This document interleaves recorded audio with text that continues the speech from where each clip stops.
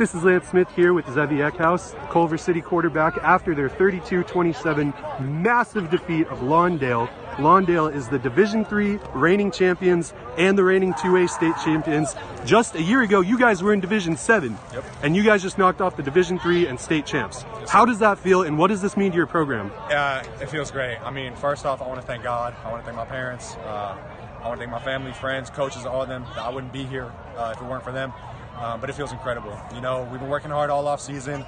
Obviously, we lost to Palos Verdes and Lawndale last year. Those were our two regular season losses. So to have those games back at home, kind of a redemption game, it felt great. It felt amazing. That's awesome. And your coach was talking after the game about how this is just a step on the way.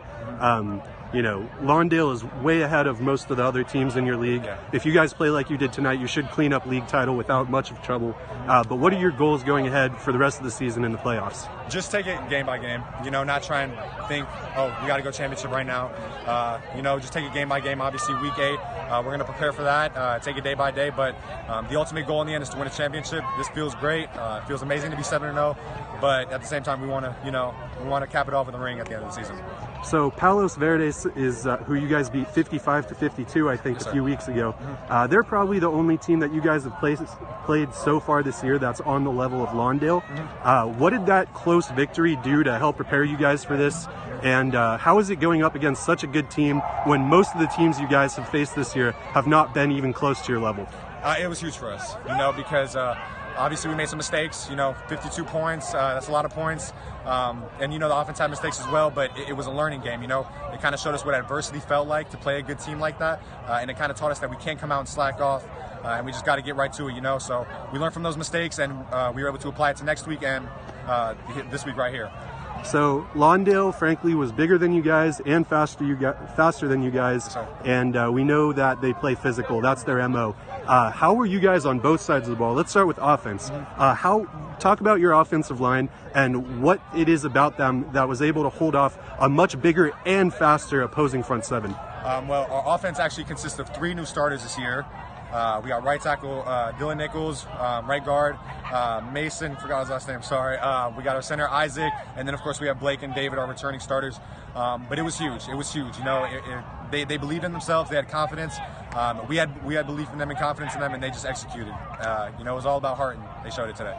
And then defensively, I know, you know, that's not your field of forte, but you guys had 5, 6, 7, something like that goal line stops at the end in very dramatic fashion with a few holding calls and defensive interferences. But you guys still got it done and came down to the wire. How is the defense able to hold them off that many times? It was huge. The defense, you know, they believe in themselves. We believe in them. They work hard in practice. They get coached right, and they just showed, you know, what Culver City football is about and executed perfectly. And that's why we were able to come away with the victory today. So looking forward, a lot of the best players on this team, including yourself, are not going anywhere. Not a ton of seniors on this team. So the way you guys are playing this year, you figure to project to keep moving up. Oh, yeah. Looking forward to next year, obviously, you know, you're just focused on this season. But yes, sir. what do you think is a possible top goal? What do you want to have achieved by the time you're done and you graduate at the end of next year? I think, you know, whenever that year is, you know, we're focused on this year right now, but I want to win a state championship, bring a state championship back to Culver. And like you said, we have a lot of juniors, some sophomores on this team, and that's huge because they're going to continue to progress, and, you know, by next year they'll be even better. So, you know, we're going to take it day by day, but it's great to have some young guys on the team. Awesome. And just a couple more questions. I know a lot of people are heading out.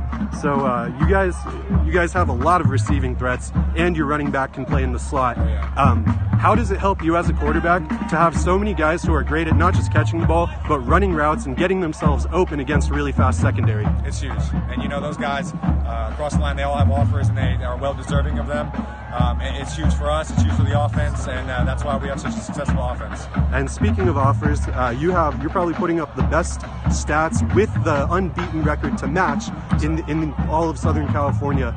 You were telling me beforehand that so far you have no offers. Obviously, program on the rise. This is kind of y'all's breakout year, even though, you know, you won Division 7 last year, if I'm not mistaken. Tell me where you're at with recruiting and how that figures to play out just over the next year. And also, what is it that you're looking for in both a school and a program going forward? For the school and the program, just a school that can help me achieve what I want to do after football. There's a lot of great programs out there, and that's kind of what I like for in the school. More than just football, as well as the football program, of course, but it's more than just football. And with the offer process, it's going to take its time. I'm in no rush. I believe that the offers will come when it's time, so I'm just going to keep playing my ball and keep showing college coaches that I'm deserving of it. Awesome. Thanks so much for talking to us and the great interview, and congrats on the massive victory. Thank you.